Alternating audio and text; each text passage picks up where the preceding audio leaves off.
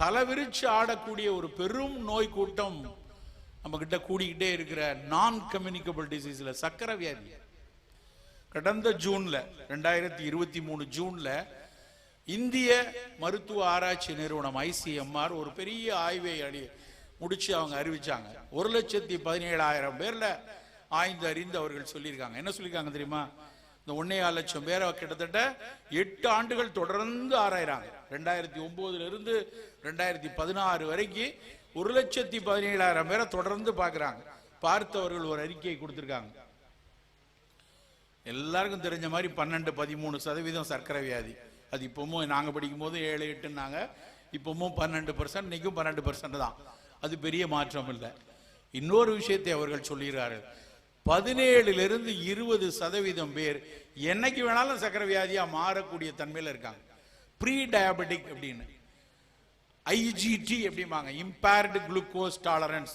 அவர்களுடைய சர்க்கரையை கையாளக்கூடிய திறன், ரத்தத்தில் இருக்கக்கூடிய சர்க்கரையை கையாளக்கூடிய திறன் இழந்து இழந்து இழந்து என்றைக்கு வேணாலும் சர்க்கரை நோயாளியாக மாறக்கூடிய கூட்டம் ஒரு 17%. அப்போ கிட்டத்தட்ட 25% பேர் எப்ப வேணாலும் சர்க்கரை வியாதிக்குள்ள போகக்கூடிய அளவுல இருக்காங்க. சத்தமே இல்லாம ரத்த கொதிப்பு 35% பீப்புள்கிட்ட இருக்கு. 35% பேர் ரத்த கொதிப்பு சோதிச்சே பார்க்கல. நான் நல்லா தான் இருக்கேன், எனக்கு ஒண்ணுமே இல்லை, எனக்கு என்ன தலை சுத்துதா, கிருகிருப்பா இருக்கா, கீழே விழுந்துறேன்னா, மரத்து போதா, ஒண்ணுமே இல்லையே. அதுக்கு பேரு சைலண்ட் கில்லிங் டிசீஸ். சத்தமே இல்லாமல் ரத்த கொதிப்பு ஏறிட்டே இருக்கு. அப்படி ஒரு 35% பேர். வயிறு மட்டும் தொப்பை, பெரிய தொப்பை, உடல் மட்டும் எடை கூடி இருக்கிறவங்க, ரத்தத்துல மட்டும் கொழுப்பு கூடியிருக்கவங்க, எல்லாம் கூடிக்கொண்டே இருக்கு. பெரிய அளவில் கூடிக்கொண்டே இருக்கிறது. எவ்வளவு கூடியிருக்காங்கிறத பொறுத்து இந்தியா மேப்ல அவன் குறிச்சிருக்கான். பெரிய அளவுல கூடியிருந்தா சிகப்பு கலர்ல ஒரு அது அந்த மாநிலத்தில் பட்டை போடுறாங்க. லேசா கூடிக்கிட்டே இருக்கு அப்படின்னா ரோஸ் கலர்ல அதை குறியிடுகிறார்கள். இல்ல கொஞ்சம் எச்சரிக்கையா இருக்கணும், கூட ஆரம்பிச்சிருக்கு அப்படின்னா பழுப்பு கலர்ல போட்டிருக்காங்க. அப்படி இந்தியா மேப்பை சர்க்கரை வியாதி எப்படி இருக்கு, ரத்த கொதிப்பு எப்படி இருக்கு, எடை எப்படி கூட இருக்கு, தொப்பை யாருக்கு அதிகமா இருக்கு, ரத்த கொழுப்பு எப்படி இருக்குன்னு 5 விதமா சிகப்பு, ஆரஞ்சு, அதுக்கப்புறம் பழுப்பு நிறத்தில் அவர்கள் இந்தியா மேப்பை அதுல ஒரு 17 பக்கத்துக்கு வெறும் மேப்பாவே இருக்கு, அதை போட்டிருக்கிறார்கள்.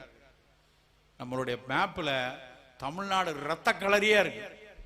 எல்லாத்துலயும் நம்ம தான் ஃபர்ஸ்ட். இல்லைன்னா நமக்கு அடுத்து கேரளா. தமிழ்நாடு, கேரளா, சர்க்கரை, ரத்த கொதிப்பு, எடை கூடுறது எல்லாத்துலயும். அரிசி மட்டுமே சாப்பிடக்கூடிய பக்கத்து ஆந்திரா மாநிலம், கர்நாடகா, தெலுங்கானாவை விட நம்ம அதிகமா இருக்கும். எனக்கு பெரிய கேள்வி இருக்கு. நம்ம அரிசி தான் காரணமா இருந்தா கர்நாடகால இல்லையே, ஆந்திரால இல்லையே, தெலுங்கானால இல்லையே, நமக்கு மட்டும் ஏன் இவ்வளவு கூடி இருக்கு? அதுக்கு பின்னாடி கொஞ்சம் யோசித்து பார்க்கும்போது, அனுமானித்து பார்க்கும்போது, வளர்ச்சி பெறக்கூடிய மாநிலங்கள் எல்லாம் பெரிய அளவில் சர்க்கரை நோயையும் இரத்த கொதிப்பையும் கொண்டிருக்கிறது.